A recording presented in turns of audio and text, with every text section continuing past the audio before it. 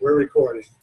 All right, so welcome everybody to our, I believe it's our 6th class on the book of Revelation. And we'll be finishing up with chapter 5 and moving on to chapter 6. I think that's as far as we'll be able to get tonight if we're lucky. Again, just to repeat, this will be our last class in this segment.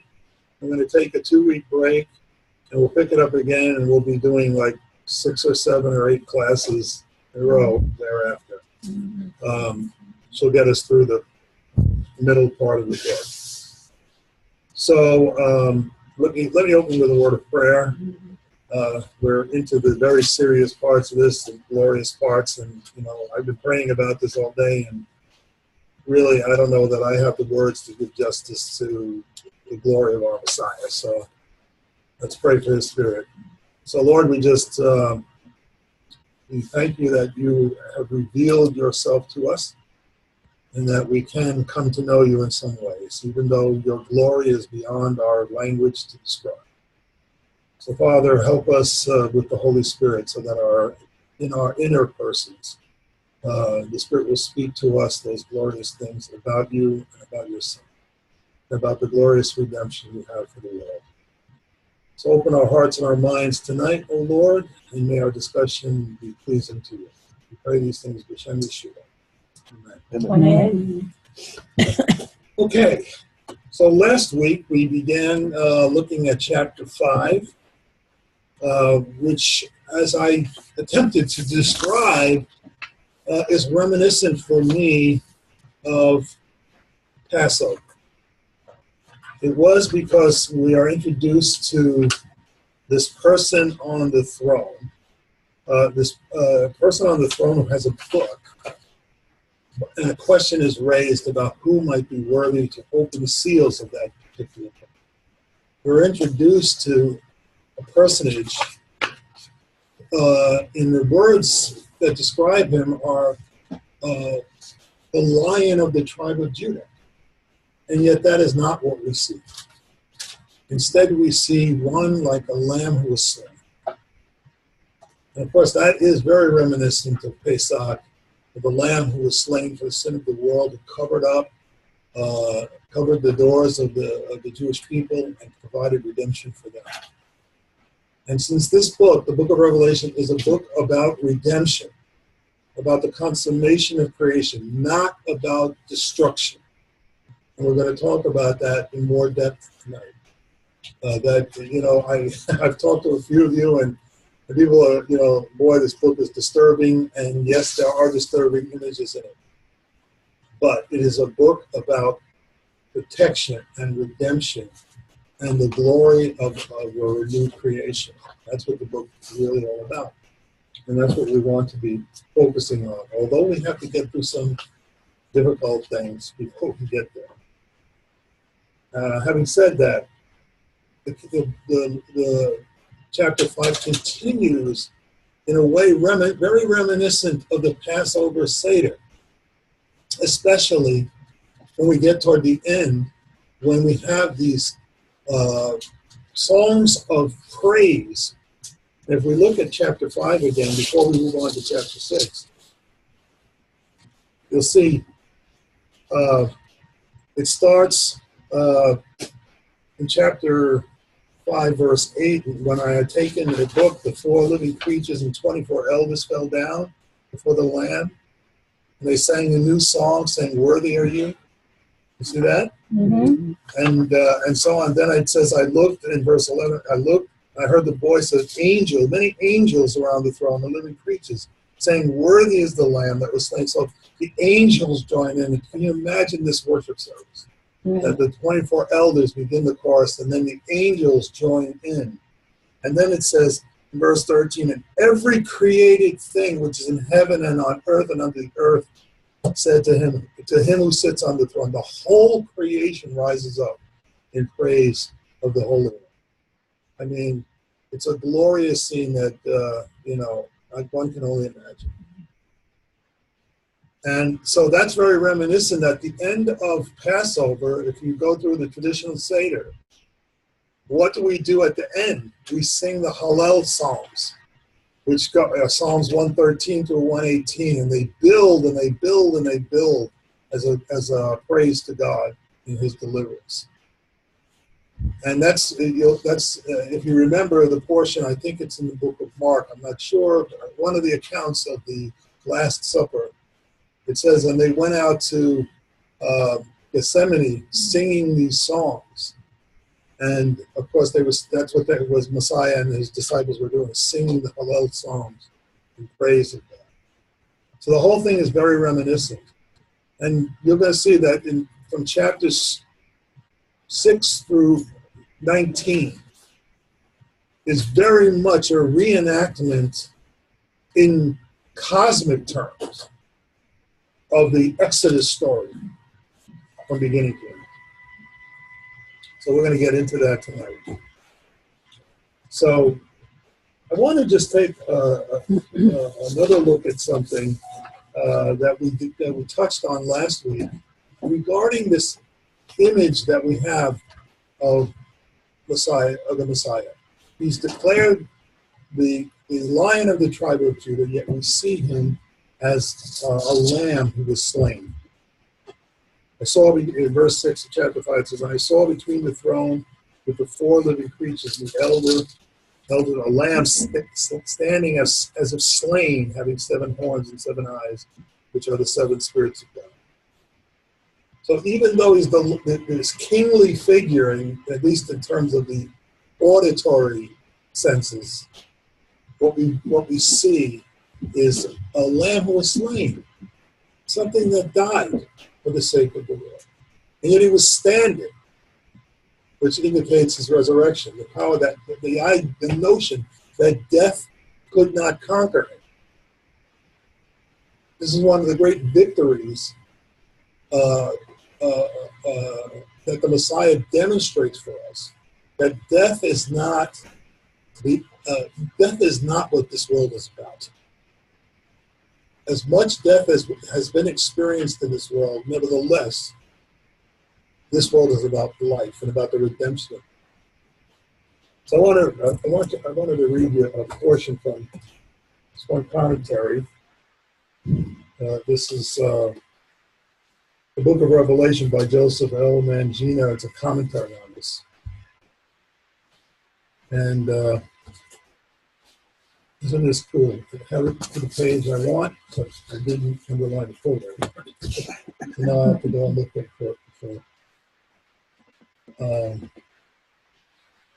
for the fact what I was trying to, the plan I was trying to do.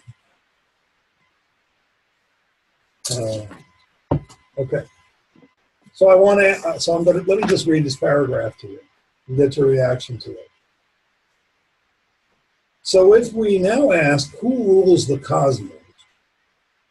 The correct answer can only be the Lamb rules the cosmos. That is, the crucified rules it. This spells the end of any rationalist or materialist conception in which creation is a closed system tending toward death. This is what I just told you, right? In which flesh corrupts and decays, and which history consists in a never-ending struggle for dominance and power. In the world as we know it, it is empirically the case that lions win and lambs lose. And given these alternatives, who would not rather be a lion? But what the apocalypse is to us is that the world is not so constituted by loss. As the Creator gives himself to his creatures out of overflowing fullness, so the Lamb gives himself to his people out of his victorious life, death, and resurrection. And these two movements of grace are one. It is the same God who pours himself out for the life of the world in creation, redemption, and consummation. In the contest between life and death, life, or rather the living one. What do you think? Mm-hmm. Yeah, it's awesome.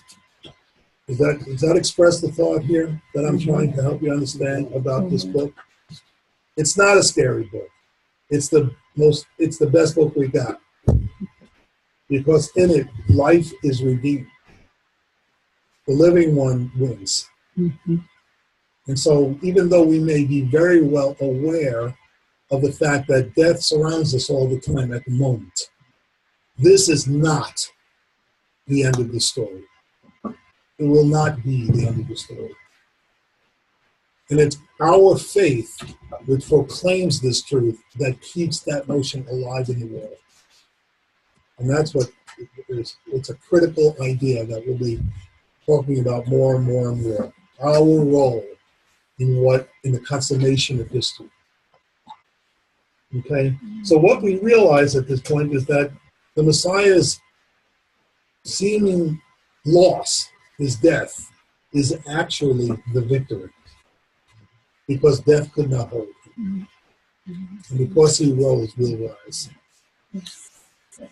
Amen. Okay. So I wanted to conclude chapter 5 with that and then move on to chapter 6. So let's read chapter 6 as we've been reading all along. I wonder if any one of you out there has a New American Standard. Oh, I'm talking about these folks in here. We've not had one of them read yet. Well, I'll tell you what. Who cares whether it's the New American Standard or not, as long as one of the good, decent translation. So I'm going to let my buddy Ed read chapter 6, if he would. Complete Jewish Bible? Well, not my favorite, but... That's the one I got right in front of me. David Stern that. Okay. Read it anyway, Ed. All right, okay. Can everybody hear it? It's what's been holding up my iPhone, so it just went lower. So give me a second to get there. Okay. Chapter 6. Okay, here we go. Next, chapter 6 of Revelation. Next, I watched as the Lamb broke the first of the 7 seals. And I heard one of the 4 living beings say in a thundering voice, "Go!"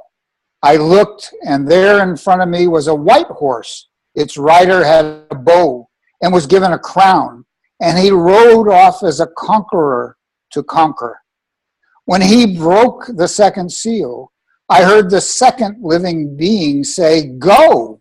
Another horse went out, a red one, and its rider was given the power to take peace away from the earth and make people slaughter each other. He was given a great sword. When he broke the 3rd seal, I heard the 3rd living being say, "Go!" I looked, and there in front of me was a black horse, and its rider held in his hand a pair of scales. Then I heard what sounded like a voice from among the 4 living beings say, 2 pounds of wheat for a day's wages, 6 pounds of barley for the same price, but don't damage the oil or the wine. When he broke the 4th seal, I heard the voice of the 4th living being say, "Go!" I looked, and there in front of me was a pallid, sickly-looking horse. Its rider's name was Death, and Sheol followed behind him. They were given authority to kill 1/4 of the world by war, by famine, by plagues, and with the wild animals of the earth.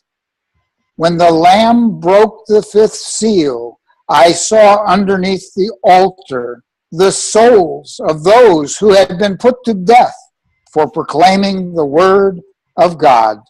That is, for bearing witness.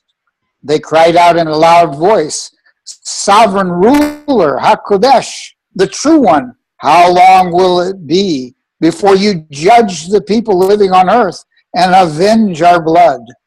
Each of them was given a white robe, and they were told to wait a little longer until the full number of their fellow servants should be reached, of their brothers who would be killed, just as they had been. Then I watched as he broke the 6th seal, and there was a great earthquake.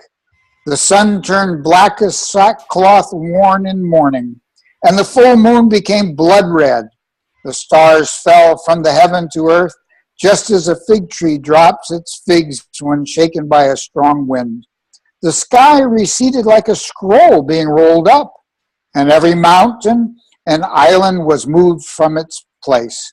Then the earth's kings, the rulers, the generals, the rich and the mighty, indeed everyone, slave and free, hid himself in caves and among the rocks and the mountains, and said to the mountains and rocks, "Fall on us and hide us from the face of the one sitting on the throne and from the fury of the Lamb.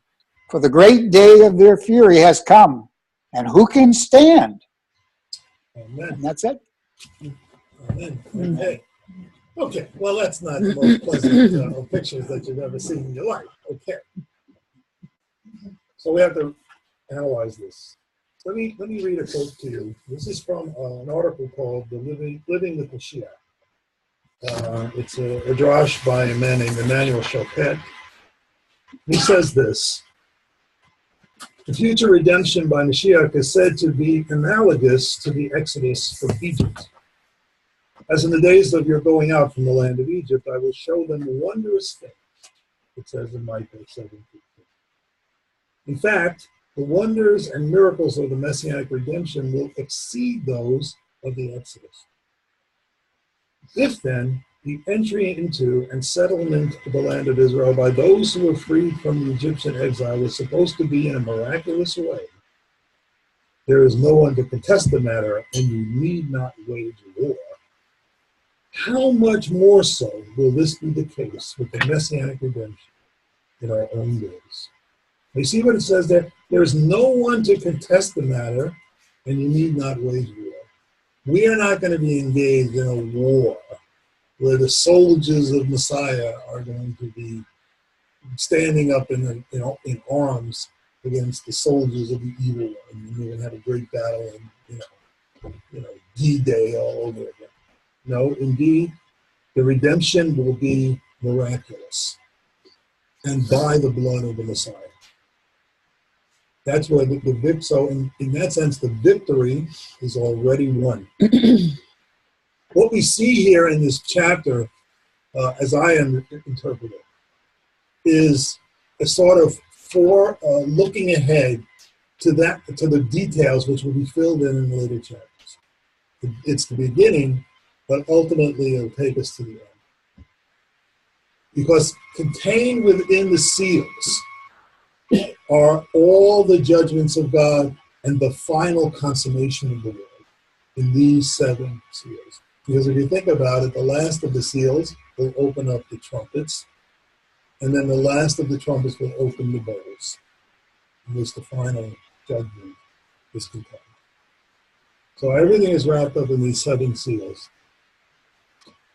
And so, like I said, how would the world be redeemed? We've always envisioned Armageddon as this struggle between the forces of evil and good. But the consummation of the world, but will, in fact, the consummation of the world mean ultimate destruction? In other words, if it's all going to be accomplished by World War III or IV or whichever war we're at that moment, well, it doesn't amount to the destruction of the world.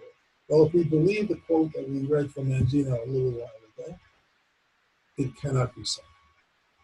Indeed, we're going to see God redeeming His creation. Yes, there's judgment, but redemption is the point, even of judgment. So let's open these seals and see what we're about.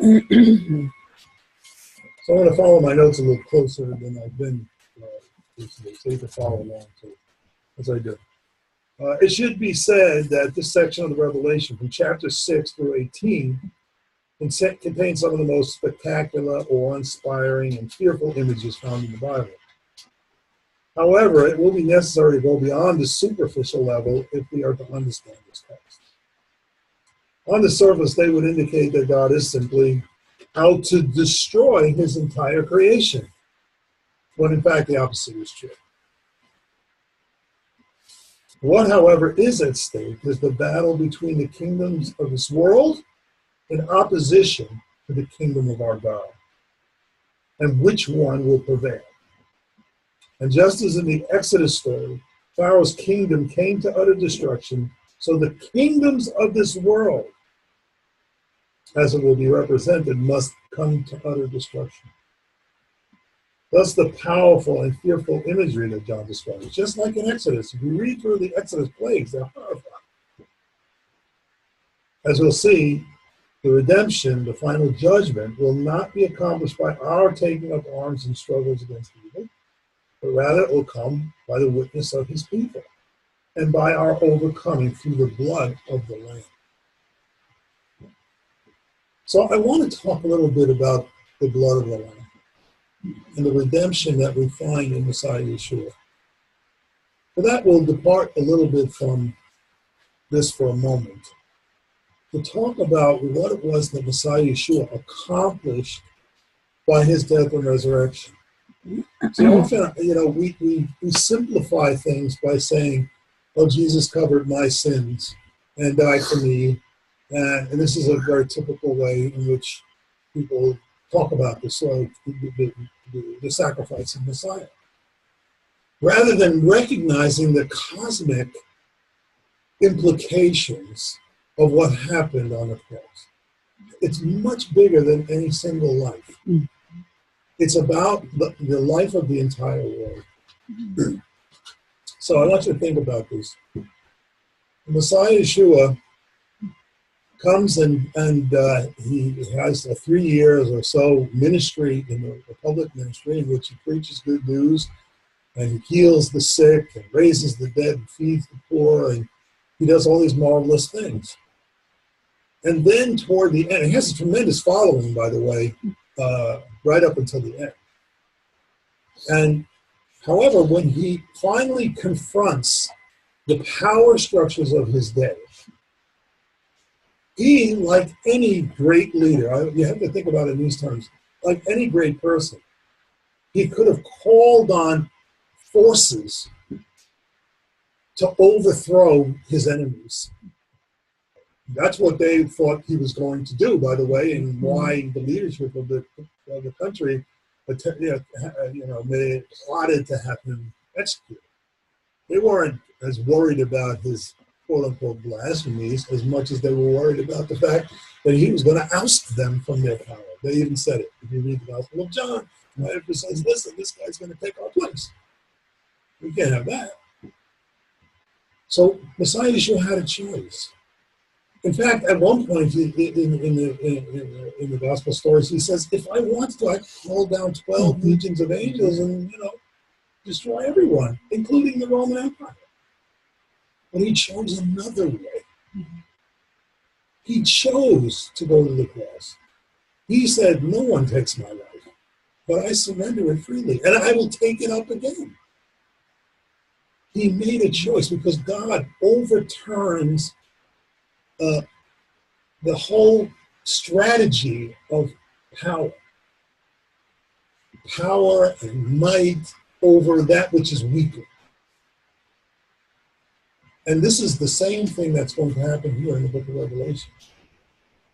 There's going to be destruction, but there's not going to be this idea of a fight, a war, of taking power from others. Rather, it's Messiah ascending to the place where he always belonged, where God always belonged, because he is the creator.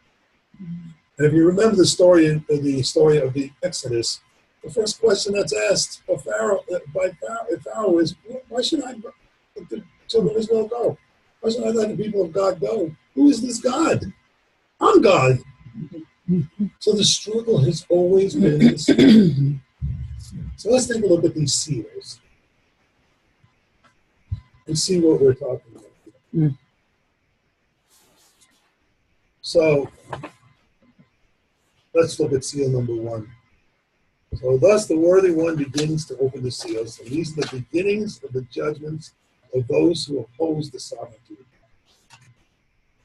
Just as Pharaoh defied God, the God of Israel, like I just told you, that declaration by Pharaoh in defiance of God signaled the start of the plagues God sent upon Egypt. In the same way, we see the beginnings of the plagues, which will culminate in judgment for those who choose to be the enemies of the land. What's one other note about the imagery? Evil is strong. That's true. Evil is mighty. Mm-hmm. And it has to be overcome in another way. So you can't, of course God is stronger than others. But if he would have merely, if Yeshua had raised an army and defeated his enemies, and even defeated Rome, because he was the Son of God, he could do whatever he wanted. Let's say he did that. What would it have proved? Except that God is stronger, not right, not just, not true, stronger. What would be the difference between him and Hitler, for that matter? If you think about it, there must be a difference. God is true. God is right. God is faithful. The Messiah demonstrates that by laying his life down rather than taking it up. In that sense, Messiah and God turn reality on its head. Reality as we typically understand it. So he opens the first seal. First, the four horsemen of the apocalypse appears.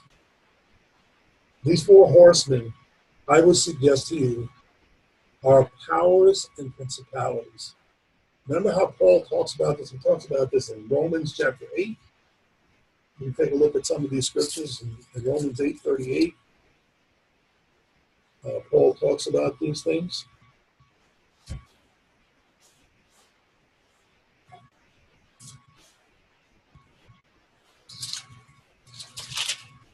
There he says, "For I'm convinced that neither ain't death, nor life, nor angels, nor principalities, nor present things, nor things present, nor things to come, nor powers, nor height, nor depth, or any other created thing separate us from himself." He speaks about these powers and principalities again in Ephesians chapter 6. He says there,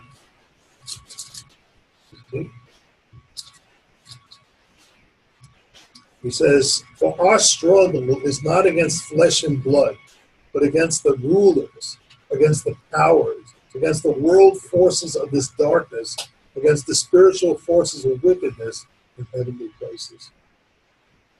So I'm suggesting that these horsemen represent those powers and principalities ruled by Satan, and later on we'll see the beast and his prophets, all who control these powers and principalities in creating structures in this world which oppose God. This is where our struggle lies. Our struggle is in the spiritual realm over these powers. And these powers have been given authority to wreak havoc on the earth. And since the beginning of man's rebellion against God, these powers have wielded tremendous influence over the history of mankind. And unfortunately, have a direct role in all human affairs. As will become evident as we describe the role of each of these four horsemen, the effects they have had and continue to have over human affairs is considerable and, for the most part, devastating. They represent those powers which have shaped the system of things which is in direct opposition to God and his kingdom. And it's these powers, directed by the dragon and the beast, who will wage war on the people of God. In other words, when we see all of these judgments that are going to come down from God, from heaven, and fire, that is not directed at God. That is directed at those who have pledged their allegiance to the evil, whether they know they've done so or not. And that's what we all have to figure out by ourselves. You and I had that conversation last week, Faith. How do we even know where we stand or what we'll do? Well, the first thing we have to do is to identify what these things are. Then we'll know. Well, at least we'll have a better idea where we stand personally as far as these issues are concerned, with the system of things that we're unfortunately in the midst of. So what is that saying? I'm telling you that these 4 horsemen are already loose in the world and have been, in my opinion, since Adam and Eve died. They will let, that's one of the things that was let loose by their transgression. And these powers and principalities now have influence and have had influence in the world. What do you think is motivating Cain? So let's see what each one of these guys is up to. So the first of these, the rider on the white horse, what did you think he represents? I know I gave you notes. That will tell me you read the notes. Right? He represents power. Power. Right, power and conquest. See, if we look at his description, he says, I looked and behold a white horse, and he who sat on it had a bow, and a crown was given to him, and he went out conquering and to conquer. So but it's not about war there. That's not war. It's his desire for power in the world. Now, I want you to think about how our world works. And our world works by means of those who have power over those who do not. Everything is a struggle for power. Everything. It's always about how one can have dominion over another person. How do we get past that? Don't we need that in the world? What do you think? Do we need that?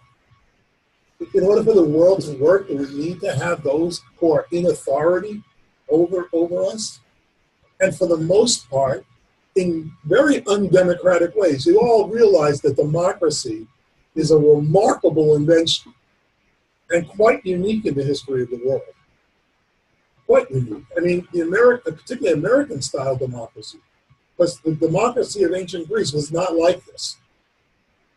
Okay? The democracy that we enjoy in this country is quite unique in the history of the world, and it's only a couple 250 years old, whatever it is, and it's in jeopardy right now, from my point. So, it's a fragile thing. Do we need power? Do we need to have those who are in power, who wield power over others? Well, we need to have those in authority, but the problem is that the kind of authority that we have is corrupt. We need to have order, and there has to be some kind of organization. Everything God does is orderly. Yes, order is, but I would suggest to you that order is one thing, and wielding power over others, wielding control over others is another. Okay? What about authority? How is that different from Well, power? let's talk about authority. And as an example, I'll give you the story. I'll give you the story of Messiah Yeshua speaking to his disciples, who were anticipating his taking the rule in Jerusalem on the next day. And they're having dinner together, and they're all arguing over who's going to be the greatest in the kingdom. And Messiah Yeshua says, all right, boys, let me clue you in on something.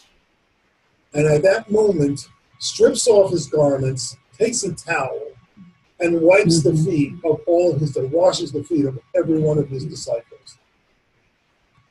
And if you think about it, it should blow the top of your head off that the Creator is on his hands and knees washing the smelly feet of these kids. But that's authority with humility. Well, this is my point. That authority, Messiah Yeshua says, he who would be the greatest among you must be the servant of all. That's what I'm saying about the power that the kind that exists now is divine. Correct.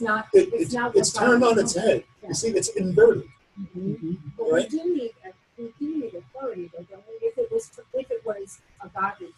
godly authority. But see, authority and power are different things. You know, I mean, I hope I have some authority in my congregation, but I don't want to be wielding power. You know, how many of you would deal with that? You know, I mean, you know, I don't want to do that. I hope they have respect for the office that I'm, you know, privileged to hold. Yeah, there has to be authority because there has to be someone to make decisions, and there has to be. Yes. But that is supposed to be done with humility. Right.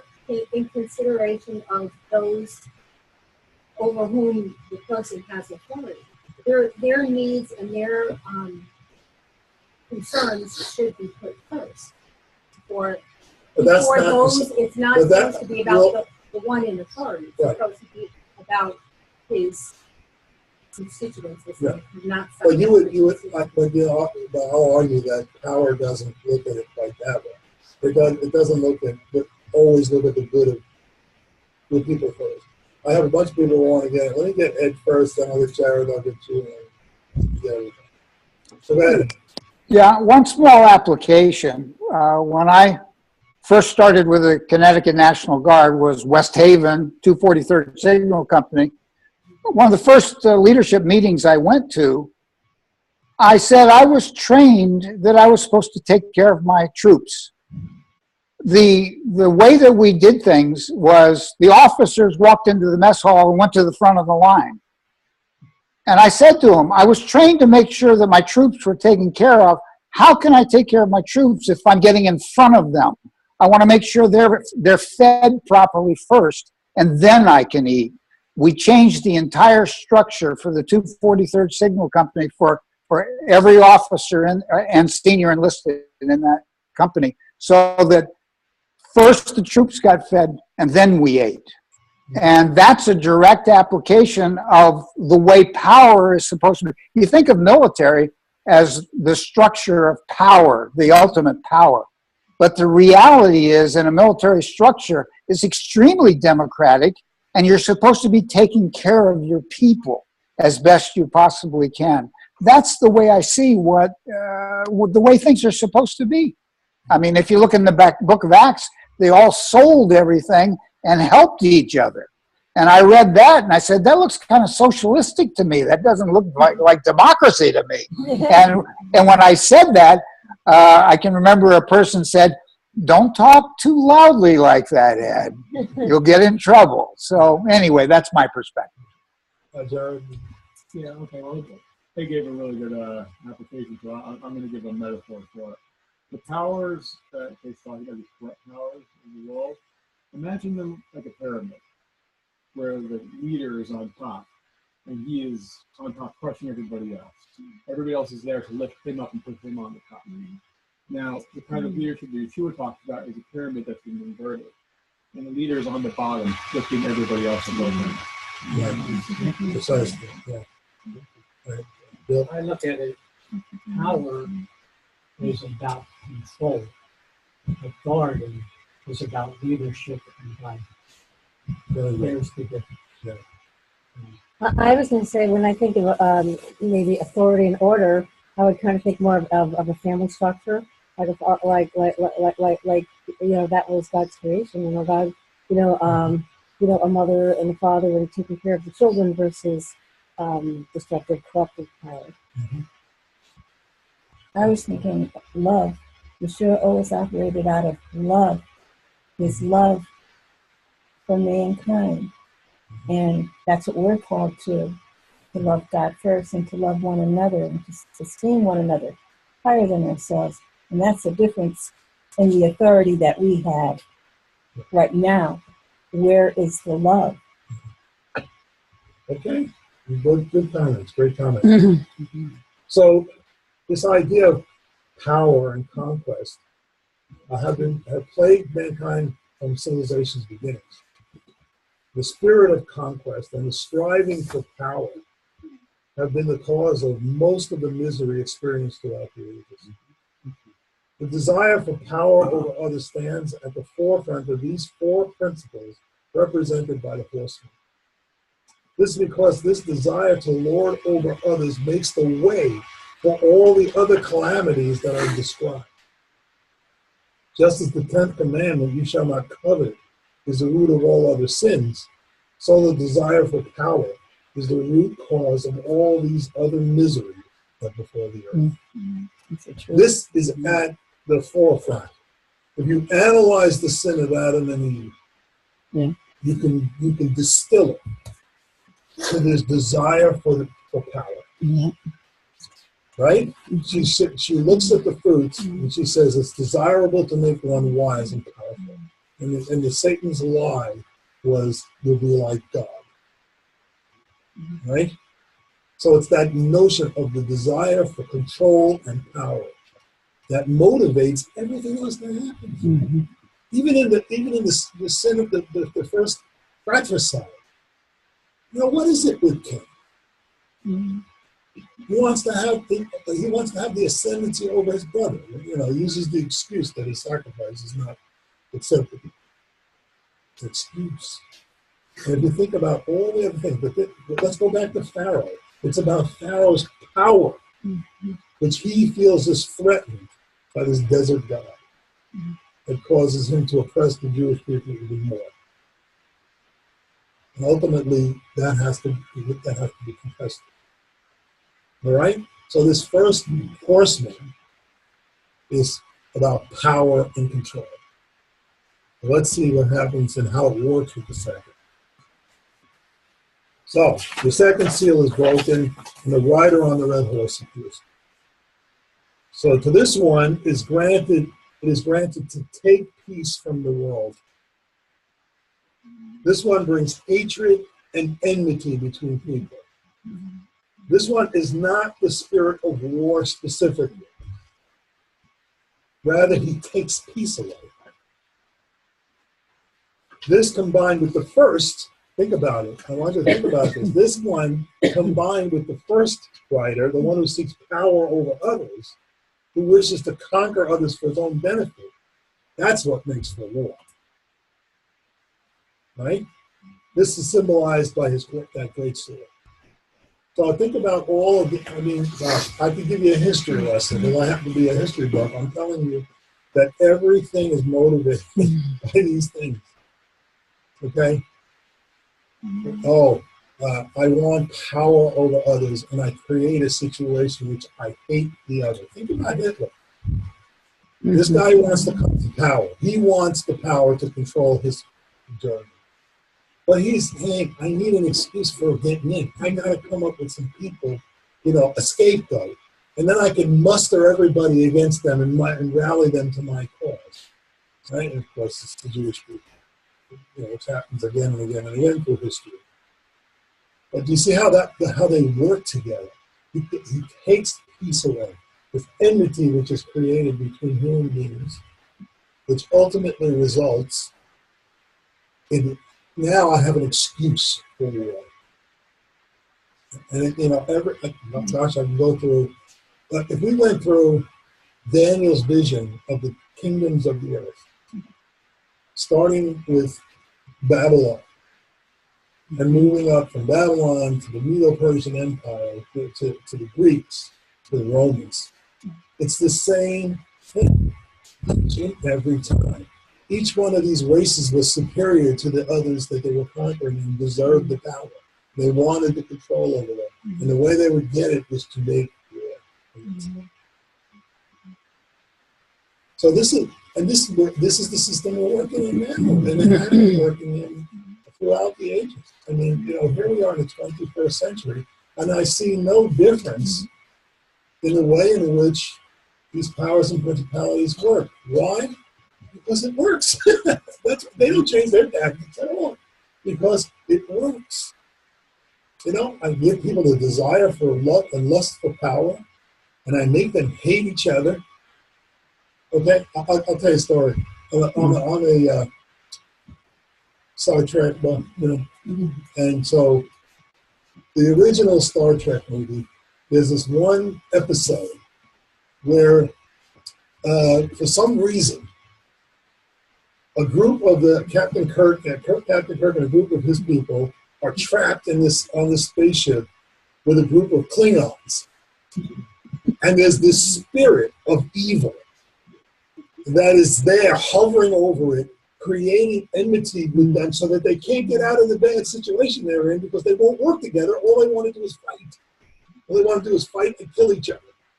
And only after they discover the presence of this evil thing and they work to rid themselves of it, which they do, are they able to, extricate themselves from the situation that they find themselves in. Only when we recognize that these spirits exist in the world and acknowledge it, that they are, exercising this influence over us, will we ever be able to defeat them. See, that's why Paul tells us we're not warring against people, the flesh and blood. There are powers and principalities that are at work that we have to focus our spiritual attention on. I just wanted to say thank you, Sheldon Cooper. Why Sheldon? What did he do? Oh, okay. So, all right. So this is where we need to begin to recognize what's happening in the world. Okay, that there are these powers and principalities that are controlling human destinies, particularly those who will yield to them. All right. So now, the third seal is broken, and we see a rider on a black horse who has a pair of scales in his hand. And this one signifies famine and economic hardship. For the vision is broken by a voice in the center of the four living creatures saying, a quart of wheat for a denarius, and 3 quarts of barley for a denarius, and don't damage the oil and wine. So this is one of those great consequences of war. Invariably, there's economic stress and famine which accompany war. And in fact, they're often used as tools of war to conquer wars. There's a second sense in which this is also true. Obviously, this one has to do with economics. Economics plays an extraordinary part in what is wrong with the world. Bill, you were just talking about, I don't know, who said, was it you, Bill, who talked about, oh no, it was Ed, who talked about how the early Christian community came together and they all shared everything together, which sounds very socialistic. Biblical economics, if you analyze Israel's economy, and so on, is clearly not capitalism. Capitalism is a different animal entirely. Now, I know all of us have grown up in a free economy capitalist system, but let me just suggest to you, I know I'm a little to the left of a lot of people, but capitalism is economic Darwinism. That's what it is. It's economic. It's, he who has all the chips at the end of the game is the winner. And the objective is to get as many chips as you can possibly accumulate. Because there's only so much money in the world you can spend, even if you spend a lot. And yet people accumulate and accumulate and accumulate. Yeah. In the Bible, it says, take care of the poor, do not glean the edges of your field. That's for the poor. Meaning, the poor had to go out and work for it. Well, It wasn't they took the grain, made the bread, stuffed it in your mouth, and made your jaw go up and down so they could swallow it. They had to work for it. I'm in complete agreement with that. It's better to teach a man how to fish than to give him a fish. Like I was just reading in Japan, they don't have a welfare program. They say you work or you do without. Well, capitalism and welfare are two entirely different things. Yes. They're two entirely different things. The fact of the matter is one of the overarching ethical commands in the scripture is to take care of the poor and the destitute by whatever means is necessary. If you have to move their jaws up and down, move them. But you have the responsibility to take care of those who have less. God will reward you. Your reward will come from heaven, not from Wall Street. Some people can't work. Okay. That's right. And some people can't. That's right. Are they more or less deserving of life than anybody else? That's the question right there. We have to ask ourselves. But this is about. So you see here, this horrible condition that is to exist. Well, let me explain to you that in my assessment of human history, this has happened more times than you could possibly imagine already. As one example, I'll give you one example from the 20th century. In Weimar, Germany, after the Depression, after 1929, there was, and because of the horrible reparations which were put on Germany after World War I, the way the Weimar Republic decided to handle the problem was to print money. To print money. These crazy people, what are they, out of their mind? They caused an inflation like you cannot believe. People had to have barrels of money that they took down to the supermarket. That they took to the supermarket to get a loaf of bread. Yeah, that's what they're doing today. In Venezuela, and it's happening in Venezuela now. Okay, yeah. So you see, so this is already been there. Isn't that what the Fed does? Well, I have a question. So, what does it mean? But do no harm to the oil and the wine. Well, again, What's that it's referring all to? about that's economics. I think if we overanalyze every. No, I'm just curious though, because I it seems kinda like took that everything as- else can be I kind of took sifted. that as those are the spoils of the world. Spoils of what? That the oil and wine. Well, understand, oil and wine in that age were precious commodities. Okay. Precious. Okay, and essentials in the life of the people. So I would assume that these are being emphasized because people can identify with that image. That you see what's it say, a quart of wheat for a denarius, right? 3 quarts for barley, and then I have a question. oil and wine. All 4 of them are staples of that time. Yes, yeah. Hi. No, and I'm probably completely wrong, but when I just read it, and I thought that it was saying that, help others and take care of each other's, but don't sacrifice. I thought the oil and wine was like what you had, that was your commodity and we're giving to people, but it was a caution against giving so much that you sacrifice yourself or your family. I don't know. I don't know. I think I'm probably wrong. That's just the way I read it. I was like, take care of everybody else, but don't sacrifice your family to take care of others. And that I was just thinking that the Pharisees, where they would put on the show and they would do all these great things, but they would forget about like their moms and their dads and stuff like that. That was what I thought of when I read that, was about the Pharisees playing the game. But I'm probably wrong. I'm trying to take it more as a plain meaning thing, in which these are 4 staples of the economy of that day. Right. And that these are all going to be even more precious as in lieu of the evil and the famine that's caused by this lust for power, in which people think about economic power. That people, what I see happening in the world today, one of the things I see happening is that more and more of the wealth has been concentrated in fewer and fewer people all around the world, not just here in America. And here in America, it is a clear and undeniable fact that over the last 50 years, more money has gone to the top 1% than all the other 99% of people in terms of the gross national product of the nation. So there's a concentration of wealth. Yeah, John. I had to make an interpretation for this whole thing about oil and wine. It sounds like this is somebody manufacturing scarcity. They're saying, okay, we're going to set the prices for wheat and barley really high, but we don't want to set the prices high for oil and wine. It sounds like almost like the years of the diamonds. Like they have enough diamonds to like put every pillowcase on the planet, and yet they only release a few every year in order to make them worth more. It sounds like they're going to do that with oil and wine. They're going to hold wheat and barley to cause the price to rise. Yeah. Well, see, I think Jared is on something here, because really what we're talking about is the economic system. We talk about the power system.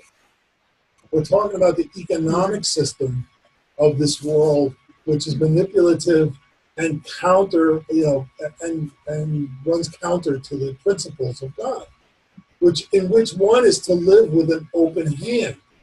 If you read about the Jewish economy, the economy of the Israelites, and analyze it precisely, what you find is that God is the provider of wealth, and He expects those who benefit from that, who are blessed by it, to share it with an open hand.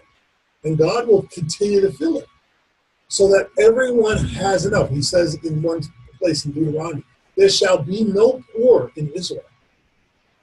And yet in the next sentence it says, but make sure you take care of the poor. I know, the poor will always be with right? you. Right, the poor will always be there, so you help them. So the idea is that God is going to be the provider of wealth for the benefit of all. It's not a socialist system. It's a God system. I don't know if this because it's not capitalism either. Not that you can't have a product and sell your product. That's fine. But if you make a lot, God expects you to give a lot. And make sure that everybody else is taken care of so that there will be no poor in the land. Here we see an economy which is not based on it, more based on scarcity, on making sure you're driving up the prices. Like you use a perfect example of the diamond industry. Diamonds are not a rare commodity in the world. They're just not. It's a rock. And there are plenty of those rocks. We're just stupid enough to pay the price that they sell. That's all. I used to work for GE. We manufactured diamonds. There you go. Yeah, we might need to start that. So, Yeah. that's just, you just have to, so again, this picture of this horseman is one of an economic system which is not for the benefit of all. It causes tremendous stress in the world. That's why most human beings in the world live on less than $1 a day. Let me throw this down. The economics that we're talking about here. Taking care, another statement that I would is, poverty is a state of mind. We know we have people today being taken care of by the government that don't want to work. But How many? But the people in that condition have made themselves slaves to the government. And that could be one of the results here, is that we enslave ourselves. Well, we enslave ourselves in a lot of ways. You're enslaved to the system. If like me, I'm enslaved to the system. I have to break free of it. We're all embedded in it, one way or another. Maybe not in that way, but I would argue that all of us have a share in what's going on in the system. We're manipulated by it. We allow that manipulation. We participate in it, and we have to recognize it. But see, most of us don't even recognize it's there. It's just the way that we've been brought up. We're like the way we live. Swimming in water. We don't know where we water. And not unless we take the view. You see what right now you're being given a view from heaven's perspective. It's a hard perspective to do because you have to see yourself in the midst of it. If we're to extricate ourselves from it, it's a hard thing to do. Because, again, we're like fish in water. We don't even know we're swimming in this muck. And then here we are. So, and we're going to see this more clearly as we get to Babylon the Great and all of that. Then, there's going to be even more information for us regarding this economic system. Yes. I know I've read in different study Bibles that they say a denarius is approximately a day's wages in that time. So I guess what I'm questioning here is, isn't this still in the future? Because wouldn't we have to have the majority of people basically doing a day's work just for food in order for this to qualify? Or am I making it too little? No, I don't think you're making it too literal. I think what you're failing to recognize is that this is happening. A lot of it's not happening to us. Right. And in a lot of places in the world. It's happening. You see, we have to stop thinking about the book of Revelation as if it's talking about the United States. Because we're just another nation among the nations. When John wrote this book, he wasn't envisioning the U.S. of A. He was envisioning the world of his time and describing it in those terms. And he saw the world in more cosmic terms. So if you take the world, the earth, in its totality, and you find yourself in the middle of sub-Saharan Africa, or some places in Southeast Asia, or South America as it stands right now, you would be one of these people dealing with this particular problem right now, today. But we haven't experienced it quite in this way. May only be a matter of time for us. I don't know. Yeah, that's part of what I'm asking. Let's say, for the sake of argument, that 20% of the people in the world today are in this situation.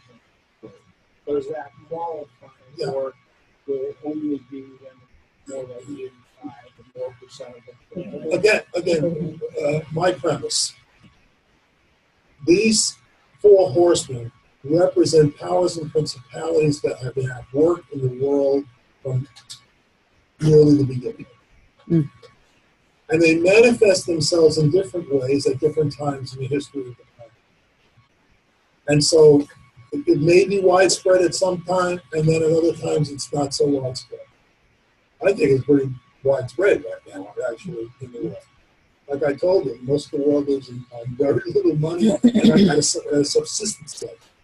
We don't do that. We have a very prosperous nation, and most of us participate in that prosperity. But it's not that way everywhere in the world. So this is at work in the world as we speak, even today. Now, it may be that as history unwinds, it gets worse and worse and worse. I imagine it probably will. But right now, it's still there. We still see the power structures. We still see war. I mean, I don't know. I don't think there's been a day of peace in my life. There's been war somewhere in the world every day of my life. Mm-hmm. So, I mean, war is everywhere. Mm-hmm. And these economic conditions exist everywhere. Most economic situations aren't as good as ours. They're just not. People live poorly in the world. And it's crazy because the world has more than enough for everyone. But as I indicated earlier, the wealth of this world is concentrated in very few human beings on the planet. I forget, there's this crazy statistic about how much of the money in the United States is held by 25 countries. Mm-hmm. So, and that's good old USA where most of us make a living. So, I mean, what could it be like in Russia or China or some of these other places where, checks and balances don't exist. So, anyway, let's move on. So, the final horseman, riding on a pale horse, the ghostly color, is unleashed by the opening of the fourth seal. Is it any wonder that this one has as its name death? Hades follows, or the grave. The other horsemen have unleashed on the world all the horrors that have plagued mankind since the garden, and these can have only one result, and that is death and the grave. Now, death, that's the name of this horse. When we get to the end, you see what happens to him. If I know what happened to him, his body. But I want to argue with you. Death, there is no such thing as natural death. Mm. Death is an unnatural condition. It's not natural. We should not die. And nevertheless, we do it. One of the sins, unfortunately, that come down from the beginning. But if we know what the victory of Messiah, one of the victories of Messiah Yeshua is the resurrection. See, when we think about the cross, we have to think about two things. Remember, I think was it last week? We were having this discussion about, Catholicism, which has, the symbol of the cross with Yeah. the Messiah hanging on, Mhm. symbolizing their acknowledgement of his suffering and death. And that on, if you go into other Christian traditions, you'll see an empty cross, which is obviously celebrating the resurrection. Both of these things are true. And, different traditions are going to emphasize different aspects of the life and work of Messiah Yeshua. How do you do it all? See, if you just think about the empty cross, then you're failing to see what his suffering and death accomplished. And the same is true if all you see is an empty cross. You fit a cross with him on it, and you only acknowledge the suffering. And you don't acknowledge the victory that came as a result of his faithfulness and his victory over the powers and principalities of death and hell. Okay? Because you see, here's the thing. See, if Messiah Yeshua had merely died, it would have been enough, like we say. It would have been enough. And then, it would have been enough if he had died for our sins. But he did more than that. He rose from the dead as a victory over the powers of death, which are unnatural. If he had died only, it would have been a sacrifice.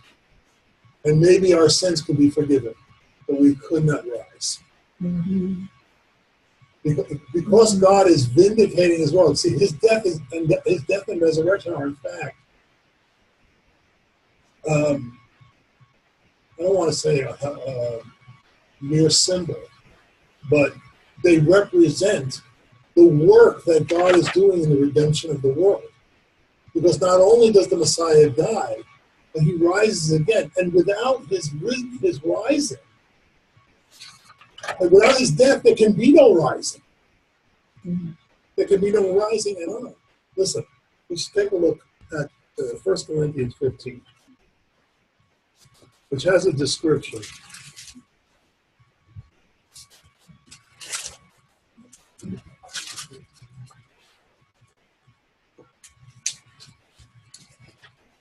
Take a look at this with me.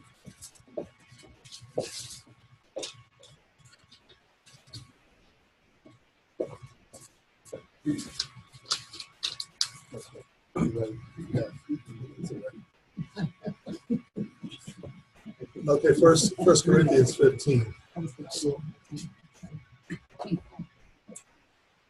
So he says, let's just read some of this together. It says, "Now I make known to you, brethren, the gospel which I preached to you, which also you received, in which you stand, by which also you were saved, if you hold fast the word which I preached to you, unless you believe in vain. For I delivered to you as of first importance what I also received, that Messiah died for our sins according to the Scriptures. He was raised, that he was buried, and that he was raised on the third day according to Scripture." So both of these are essential as a sign of God's, of the death of this old creation and the rising of that which is new. And so if you skip over to verse 20, it says, "But now Messiah has been raised from the dead, the first fruits of those who are asleep. For since by a man came death, by a man also came the resurrection of the dead. For as in Adam all die, so all, also in Messiah, all will be made alive. But each in his own order. Messiah the first fruits. After that, those who are Messiah's and his coming. Then comes the end, when he hands over the kingdom to the God and Father, when he is abolished, when he notice this, when he is abolished all rule and authority and power. All these things that we're talking about right now are going to be abolished. The Messiah will conquer it all. He does that. We don't do that. Okay? He must reign until he puts all his enemies under his feet. And the last enemy that will be abolished is death. We'll get to Revelation chapter 20 before long. Yes, sir. On be the death and resurrection of Yeshua, is that as human beings, we see and perceive death as the end. He was showing us it's not the end, it's the beginning. Right. Even the wicked after death are going to be judged. Well, where are they if they're going to be judged? They have to continue on. If humanity were to grasp that death in this world is not the end but the beginning, we'd have to ask ourselves, whoa, what do we want for the rest of eternity? Do we want to continue down the path we are, or do we want to take the Bible seriously and maybe change our lives? Yeah, well, that's a big question that we all better be asking ourselves, right? Yeah. Let me continue with this in 1 Corinthians portion. He goes on to say,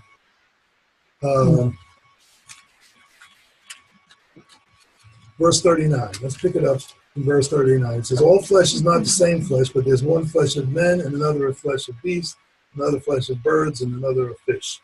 There are also heavenly bodies and earthly bodies, but the glory of the heavenly is in one, the glory of the earthly another. There's one glory of the sun, another glory of the moon, another of the stars different from stars in glory. So also is the resurrection of the dead. It is sown a perishable body, it's raised imperishable, an imperishable body. It is sown in dishonor, it is raised in glory. It's sown in weakness, it's raised in power. So this natural body, it's raised a spiritual body. There's a natural body, there's also a spiritual body. So you see, everything is going to change. He says in verse 50, I say this, brethren, that flesh and blood cannot inherit the kingdom of God, nor does the perishable inherit the imperishable. Behold, I tell you a mystery, we'll not all sleep, but we'll all be changed.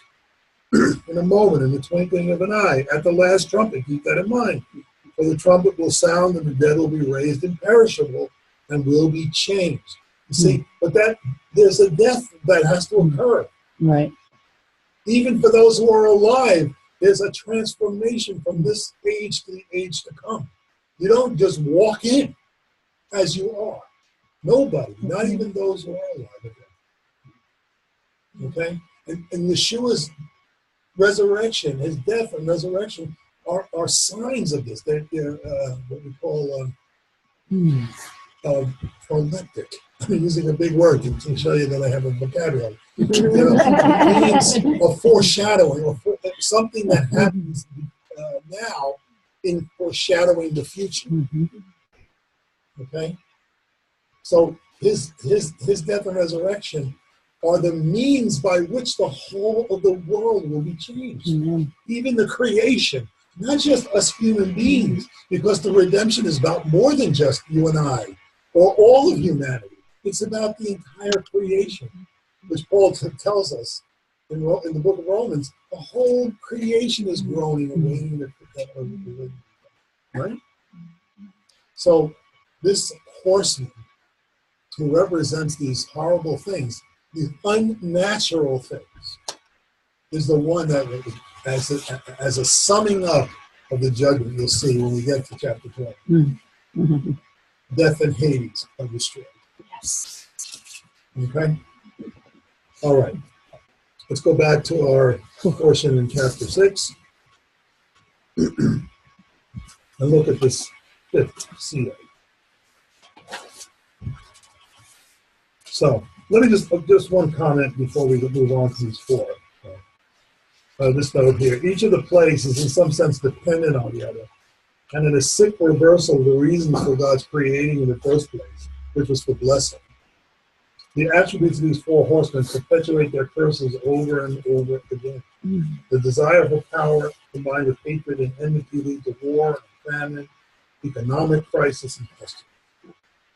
And this has its similarities in the conditions we see in the world today. So that's why I asked the question, have these four horsemen been unleashed already? And my answer is yes. I don't see how you can avoid it. The whole history of mankind is replete with their work. the first horseman is a conqueror who's coveting power. In other words, he's a sinner. And the last one is death. So I think it tells the same story that the whole Bible. There's a trajectory here. Yeah. Right? Yeah, they all There's a lead to death. trajectory. Where do they lead? They all lead to Where death. do all these horrors lead? These powers and principalities. Mhm. They lead to this end, which is this destruction. You see it all the time. Okay. All right. Let me read a little bit of the text here again. Verse 9 of chapter 6. When the Lamb broke the fifth seal, I saw underneath the altar the souls of those who've been slain because of the word of God and because of the testimony which they had maintained. They cried out with a loud voice, saying, "How long, O Lord, holy and true, will you refrain from judging and avenging our blood on those who dwell on the earth?" And there was given to each of them a white robe, that they were told, they should rest for a little while longer until the number of their fellow servants and their brethren who were to be killed, even as they had been, would be completed. So we see here this fifth seal opening, and the altar, and under the altar, the souls of martyrs slain because of their testimony of God. So this theme of maintaining the testimony of God, even to the point of death, is key to understanding the role of God's people throughout the period of judgment and unleashed in the world. The souls of those people are located underneath the altar, most likely the altar of sacrifice in the tabernacle. So you see what the imagery is. There at the base of the altar, the blood of the sacrifices were poured out. You recall how it worked in the temple. So these souls represent their sacrificial testimony for the sake of God's kingdom. And listen, this has been true since the earliest days of believers. We know that. And all throughout history, and even today, you know. What's the name of that Richard Wurmbrand used to have that newsletter that he sent out. Voice of the Martyrs. The what? Voice of The the Martyrs. voice of the martyrs. Because he was so active, particularly in the third world, where this was happening, there was so much sacrifice on the part of believers for the sake of their faith. You know, we in America, we're privileged that we don't have to endure this. We have the First Amendment, you know, which protects our right to, you know, think what we want to think. But imagine if you lived in communist Russia, you know, during the period of communism, maybe even today, I don't know. Or China, or you lived in one of the Muslim countries and you're a Christian, you know, or believe in, you know, any of these places, you know, people are paying for their faith. What about all the people that are being slaughtered by ISIS? All the Christians. I mentioned the Middle East. You know, so you know, there are a lot of enemies. You know, no end of enemies. So these martyrs are there. So let's just talk about that for a minute or two about our out. Let me finish my notes. So presumably, this means that those who have submitted to those powers and principalities, their concern may be for their fellow servants who still remain on earth and are now subject to persecution which led to their martyrdom. However, they're given white robes. And again, there's that symbol of white. We talked about the white stone, you know, all these. Whenever you see the word white, it's typically those who've been purified by Messiah, one way or another. And these people sealed their testimony with their lives, right? And they're told to wait a while until their numbers filled with those who also will be slain. So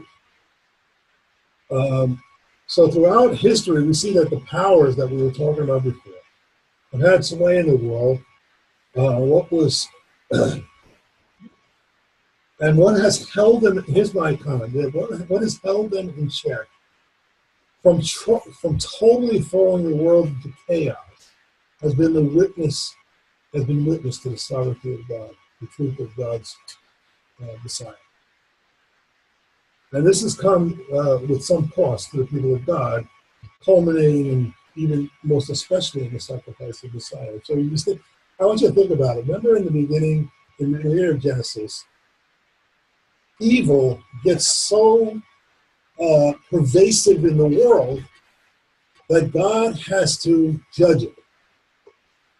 And he judges it by bringing the waters back on the earth. Remember, in creation, everything was tohu vavohu.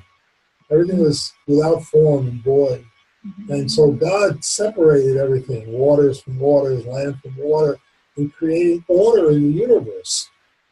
So there was this divine harmony which dominated the antediluvian world, I should say the Edenic world at that time. When things got so out of hand in the world, what happened? Chaos ensued. This is what happens when the witness of God becomes so muted in the world. What happens? Chaos overcomes the world. And we've seen it, again and again and again. We see it all the time. This is why the voice of God's people has to rise, because we hold back chaos. We hold back these forces in the world. So our testimony is essential to the well-being of those who still live while we await the final redemption. If we remain quiet, not only will we be destroyed, but everybody else who might at some point become those the saved. So it's essential for us to do the witness, the work of witness in the world. Okay, and that's what we see here. And he says, and they cry out in their pain that, God, when will you avenge our blood? As if in response to their pleas, the sixth seal is opened. You see, first they cry out. And when they cry out, there's a response from heaven. See, if the body of Messiah cries out to the Lord, God will respond. Remember how it said in the book of Exodus that a point came where the Lord heard the cries of the children of Israel. Mm-hmm. In other words, at some point it must have been that they cried out to God for their deliverance from slavery of Egypt. And at that point, God heard their cry and remembered. And he sent Moses to be the deliverer. So in the same way, these people who have been oppressed, who have been killed, are crying out to God. And they're calling on God to respond. And the sixth seal is open. So let's see what happens as we run out of time. Oh, boy. So as if in response to their pleas, the sixth seal is open, and we see great upheavals before the earth and the people on the earth, earthquake and cosmic disturbances that defy description take place. Those who are living on the earth, from the greatest to the least, hide themselves in an effort to escape what they seem to understand as judgment from God. But they cry out, fall on us and hide us in the presence of him who sits on the throne and from the wrath of the Lamb. For the great day of his wrath has come, and who's able to stand? So this is a prelude to the coming judgment of the earth and its system, which stands in opposition to God. In fact, what you're going to see here unfolding with this sixth seal, remember I told you that in the seals, all the judgments of God are contained. Again, that word proleptic. This is sort of a proleptic view, because the seventh seal contains the trumpets. Okay, so this one contains this idea of God's judgment. So let's read this in some detail. I looked, and when he broke the sixth seal, there was a great earthquake. The sun became black as sackcloth made of hair, and the whole moon became like blood. Listen, I heard earlier this year about blood moons. I think we would have known because there would have been some other things accompanying the blood moon. Okay? I think we might have known. Okay? It says, and the stars of the sky fell to the earth as a fig tree cast its unripe figs when shaken by a great wind. So we see this incredible vision of judgment. Some of this is very reminiscent of, hail falling from the sky and falling down on the earth like fire,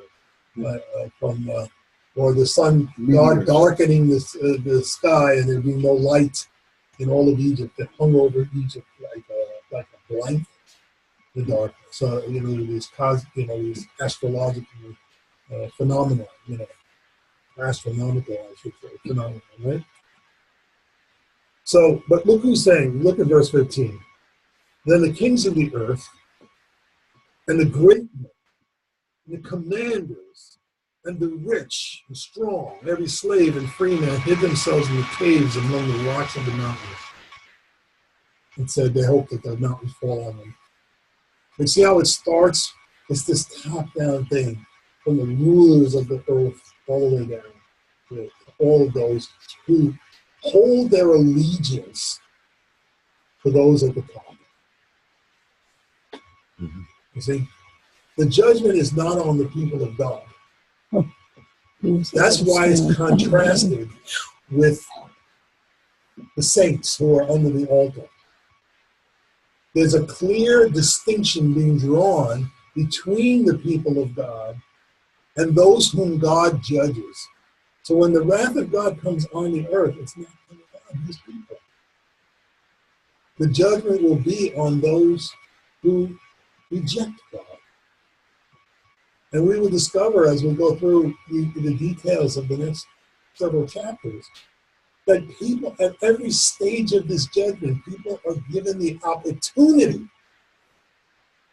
to turn to the Lord. Notice what these people say. They said to the mountain and to the rocks, fall on us.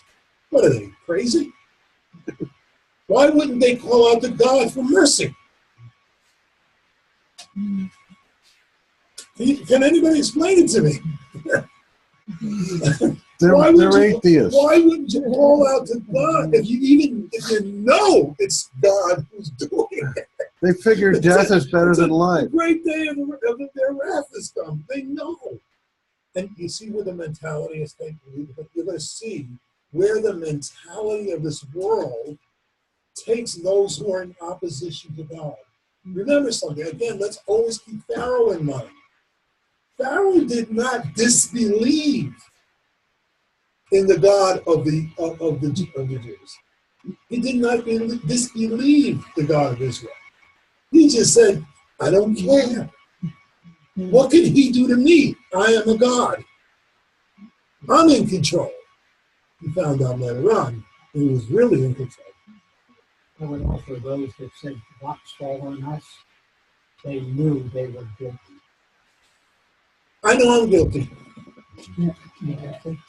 Gotta tell you, I know I'm guilty. We all know we're guilty. Right. They didn't care. They were unrepentant. Right. Yep. And they were, you remember that's how in Romans chapter 1, when Paul describes this horrible condition in which the world is, he says, and God gave them over. They just refused. They didn't care. They didn't, at some point, they just decided they were in opposition and refused to repent. And it was their lack of repentance that caused God to give them over. Same language that was used of Pharaoh. God gave him over. To the heart. He gave him over to the hardness of his heart. He wants the hardness of thy heart and say, okay, I'm going to harden your heart. Now you got no shot. You see? In the book by Perry Stone on prophecy, he had one of the chapters is a question. What triggers the end time?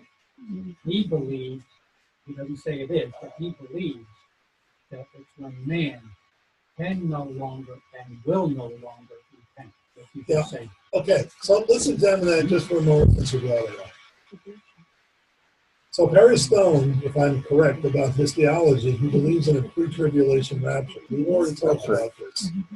So the notion is in pre-tribulation rapture theology, that the believers are all taken up. And all that's left on the earth are bad people. Or at least not good people. Unrepentant. Yeah, unrepentant people. So the judgment can just fall on them generally, and it's fine. And they're already given over to their, unrepentant heart and deserve to be judged and later on to be thrown into the lake of fire or whatever. Okay. And but if you don't subscribe to the pre-tribulation rapture, then what you have to do is you have to recognize that there is room for repentance right until the end. Mm-hmm. And what's flabbergasting to me is how unrepentant man does become. Mm-hmm. That even here, as the sixth seal is open, we see people, instead of crying, even though they know it's God, they said, hide us from the presence of him who sits on the throne and from the wrath of God. They know who they're dealing with. Mm-hmm. And nevertheless, they cry out to the rocks. They don't cry out to him. Makes no sense, right? So something has gone kapooey in these people that has caused them not to be able, even. I don't think it's because they don't want they want to but can't. I think they have just made their mind up that they've thrown their lot in with the evil one, and that somehow he's gonna win the day, and they're gonna get to keep their system and all their stuff. So you think that it's deceiving, it's a deception. There's some spirit of deception. Yes. A big one. Precisely. Or isn't it possible that because of how they lived their lives and who they surrounded themselves with, they just could never envision that they could be forgiven? Well, let's when we get there, let's see. Because at every stage there's an opportunity, like I said. See, there would be no point, for instance, in there being the two witnesses that show up in chapter 11, for instance, for them to even bother. Why bother with the witnesses when if these people have already been judged? They come in an effort to save those who can be saved. Mm-hmm. Otherwise, there's no point. So, again, I argue that repentance is available to those people who are there right up until the end. But many, unfortunately, those who remain, simply choose that. Yeah, they refuse to accept the truth. They only want to continue to see things the way that, we were describing, that the way we see them in the dirty fishbowl. I mean, that's their life. That's how they want to see it. They don't want to accept God's truth of the reality. Okay, one more question here. No, I was going to make the point that the same thing is said in Revelation 14, talking about the whole last few years. And again, if there's the opportunity, the window said, if anybody worships the beast and so forth, they can. But again, it talks about the opportunity to repent, which I agree with you. It's pretty much until the end. Yeah, 14 is pretty close to the end. That's right. So, anyway, there we are. The seals are open. The last one will be the seventh seal, which we'll pick up next time we're together, which is going to be on the 4th.